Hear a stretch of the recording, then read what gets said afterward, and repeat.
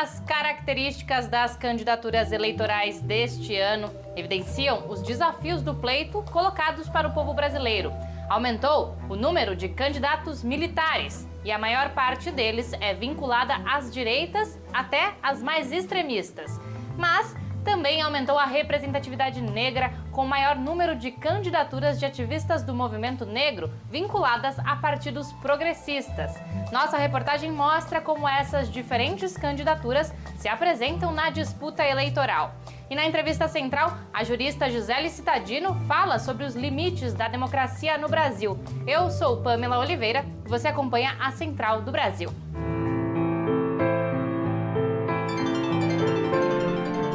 Central do Brasil.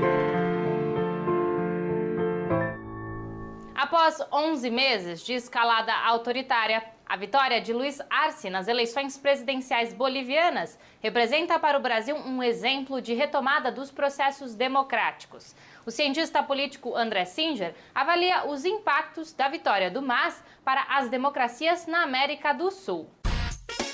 Embarque imediato. A vitória do candidato Luiz Arce, do Movimento ao Socialismo, ela é importante não em função das propostas do candidato ou mesmo dos valores desse partido, mas o importante é que um partido que neste momento estava na oposição, uma vez que praticamente um ano atrás houve a deposição do presidente Evo Morales, presidente desse mesmo partido, Movimento ao Socialismo, e nós tivemos uma longa interrupção do processo democrático. O partido, então, retomando que estava na oposição, o partido o Movimento ao Socialismo, venceu as eleições e, ao que parece, né, até aqui, nós estamos em face de a possibilidade bastante provável de que ele assuma o governo e exerça o governo. Então, nós fazemos votos, né, de que isso realmente aconteça. Então, nesse sentido, eu queria saudar o resultado, que pode significar a retomada do processo democrático na Bolívia. Sobe para 50% o número de candidaturas com pessoas autodeclaradas negras e pardas. Nas eleições majoritárias, entretanto, a melhora é mais tímida. Subiu apenas 0,5% o número de candidatas negras para as prefeituras. Nayata Wani conversou com ativistas do movimento negro e eles apontam que o desafio dessas eleições é eleger mais pessoas negras e garantir representações de qualidade. Trilhos do Brasil. Visando ocupar os espaços de poder e cobrar políticas efetivas para a população negra brasileira, que compõe 54% do quadro nacional, segundo o IBGE, movimentos negros se articulam para defender e elencar suas principais reivindicações para mandatos legislativos e executivos nestas eleições de 2020. Como aponta o militante do coletivo de São Paulo, Vote Perifa, William Dantas. Quando se pensa em política pública para o movimento negro, você precisa falar de periferia. E aí, quando você fala de periferia, você fala de reivindicações básicas, né? No caso, saneamento básico, pensar numa saúde que seja ágil, né? E que seja eficiente também. Pensar em moradia digna. E eu acho que, assim, principalmente a reivindicação é uma educação pública de qualidade, né? O acesso à universidade pública, né? A ampliação da política de cotas. Números divulgados pelo TSE mostram que candidatos e candidatas negros são quase 50% dos que concorrem neste ano. Para o assessor sindical do Movimento Negro Unificado, Kim Lopes, a representatividade tem que ser efetiva e os governantes precisam ter o compromisso com a luta por direitos e igualdade para o povo negro. É de fundamental importância essa presença maciça de negros e negras comprometidos com a pauta e com a agenda negra, que garanta uma educação antirracista, que garanta igualdade de oportunidades, de emprego e renda. Daniela Silva, do Movimento Negro Unificado, reforça a importância dessa luta para a política brasileira. Precisamos sim de mais e mais candidaturas negras e precisamos sim que mais e mais candidatos tomem essa bandeira como pauta principal em suas reivindicações. Você está precisando renovar sua lista de leituras? Na Parada Cultural de hoje, a produtora de conteúdo Luciene Cortes traz várias indicações. Tem desde romances a teoria negra e feminista. Parada Cultural. Vou trazer para vocês algumas dicas de leitura. Aruanda, do Robson Pinheiro. Aí vem Dobradinha Chimamanda. Para educar crianças feministas, sejamos todos feministas. Dobradinha Riane Leão. Tudo nela brilha e queima. E jamais peço desculpas por me derramar. Doutora Ana Cláudia, A Morte é um Dia que Vale a Pena Viver. Preta Rara, Eu, Empregada Doméstica. Lázaro Ramos, Na Minha Pele. Brené Brown, A Coragem de Ser Imperfeita. E para fechar, Frantz Fanon, Pele Negra, Máscaras Brancas. O Anuário de Segurança Pública divulgado essa semana mostra o crescimento na quantidade de militares que são candidatos nas eleições deste ano. Quase a totalidade deles está vinculada aos partidos de direita e aos interesses conservadores. Vamos saber mais na reportagem de Afonso Bezerra. Nacional.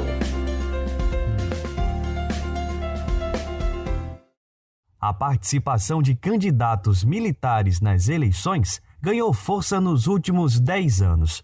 De acordo com especialistas, os motivos são os problemas de segurança pública, a transição mal resolvida da ditadura para a democracia e a ascensão eleitoral da extrema-direita.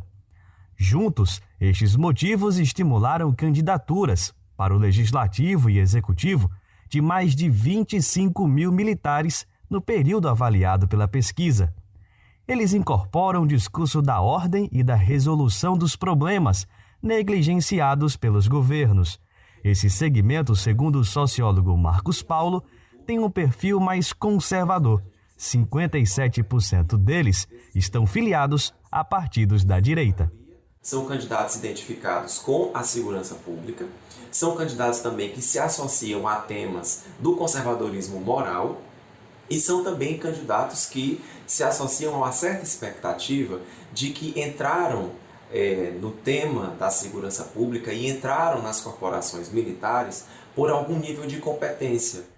Até 2018, 1.860 militares se elegeram. A fatia de eleitores que se identifica com a pauta dos candidatos fardados representa quase 3,8% do eleitorado. Após a eleição de Bolsonaro, esse capital político chamou a atenção dos partidos tradicionais da centro-direita. Nesta eleição, estas legendas, antes condenadas pela onda antissistema conservadora, absorveram o maior número de candidatos militares, que materializam o discurso da ordem, da autoridade e do moralismo, como aponta o professor de ciência política, Josué Medeiros. Eles têm também uma questão de crítica ao sistema, mas eles vão tentar construir, né, por dentro. É meio paradoxal, mas é diferente de antipolítica. É antissistema, mas não é antipolítica. Eles têm uma visão de autoridade muito constituída. Então, tem que ocupar os espaços de autoridade. O Estado é um espaço de autoridade. A inserção de tantos militares na política institucional é um dos fatores que fazem avançar o autoritarismo e contribui para o retrocesso nos direitos conquistados no período da redemocratização. A coordenadora da Associação Brasileira de Juristas pela Democracia, Gisele Citadino, conversa com Jonatas Campos sobre os atuais desafios da nossa democracia. Entrevista Central. Nossa entrevista central hoje conversa com a advogada Gisele Citadino. Ela é professora e coordenadora do programa de mestrado e doutorado de Direito da PUC do Rio de Janeiro e é membro também da Associação Brasileira de Juristas pela Democracia. Doutora Gisele, agradecemos sua disponibilidade. Gostaríamos de ouvir de você uma avaliação sobre a situação atual da democracia no Brasil, tendo em vista a crise política, os conflitos institucionais que têm ocorrido aqui no país desde o impeachment da presidenta Dilma. Olha, eu acho que o clima em relação à democracia no Brasil talvez não pudesse ser mais desfavorável do que é. Se a gente olha para o Poder Legislativo, o Poder Legislativo, nesse momento, discute uma PEC para aprovar a emenda que anula a presunção de inocência garantida no texto constitucional. Se a gente olha para o Poder Judiciário, o Poder Judiciário igualmente parece ter um compromisso com o fim da democracia quando exerce um certo ativismo judicial e pretende, de alguma forma, se substituir às decisões do próprio Legislativo e do Executivo. E do ponto de vista do Poder Executivo, nós temos um governo entregue a um fascista que nunca teve e continua não tendo nenhum compromisso com a democracia no país. Então, eu acho que há, em todos os poderes, um clima bastante desfavorável à liberdade. E climas desfavoráveis à liberdade representam climas desfavoráveis à democracia. A senhora, que é membro dos Juristas pela Democracia, pode nos dizer também se o impeachment da presidente Dilma e a prisão do presidente Lula são sintomas desse problema na democracia brasileira? Sem dúvida, porque quando a gente pensa no impeachment da presidenta Dilma Rousseff, quando a gente pensa no processo judicial que levou à prisão do ex-presidente Luiz Inácio Lula da Silva, o que a gente identifica tanto num episódio quanto no outro é a violação do ordenamento normativo brasileiro. Por quê? Porque a presidenta Dilma Rousseff, ela recebeu um impeachment sem que houvesse sido identificado um chamado crime de responsabilidade. Então, ela foi condenada e apeada do poder por um golpe porque não se identificou o crime. A mesma coisa acontece com o presidente Lula. Nunca se provou, né, e até as pedras e as árvores desse país sabem que o presidente Lula não é e nunca foi o proprietário daquele bendito triplex no Guarujá. O presidente Lula, portanto, foi preso também por uma violação do ordenamento normativo. Quando a gente tem violação da ordem legal, a gente tem golpe. E é por isso que a gente não pode separar esse clima desfavorável à democracia nesse momento da prisão do presidente Lula e do impeachment da presidenta Dilma. Agora, voltando para a temática jurídica novamente, eu gostaria de perguntar à senhora sobre os impactos para a nossa democracia, novamente, do ativismo do Poder Judiciário. Eu tenho uma preocupação infinitamente maior com o que pode vir do Poder Judiciário do que pode vir dos militares. Ativismo do mal, e aí sim, isso é muito preocupante para a democracia brasileira, é quando o Supremo Tribunal Federal toma um papel de vanguarda iluminista da sociedade, acreditando que ele pode se substituir à soberania popular, ou pior, como diz agora o presidente Fux, o Supremo Tribunal Federal teria a capacidade de ouvir a voz das ruas. Quem tem que escutar a voz das ruas, né? E as vozes das ruas são múltiplas, são diferenciadas. Quem tem que lidar com isso são os políticos e o Poder Legislativo. Não há uma única voz que provém das ruas. Por isso que o papel do Poder Judiciário é ser imparcial. Não neutro, mas imparcial. Então, o que prejudica muito a democracia brasileira é esse Poder Judiciário que se acredita, por algum milagre divino, ele se acredita superior ao Poder Executivo e ao Poder Legislativo, tentando ocupar aí quase que uma função de poder moderador, como no tempo do Império. A Central do Brasil está terminando, mas você pode falar com a gente pelo nosso WhatsApp. Anota aí, DDD 11 93081 3336. Até amanhã.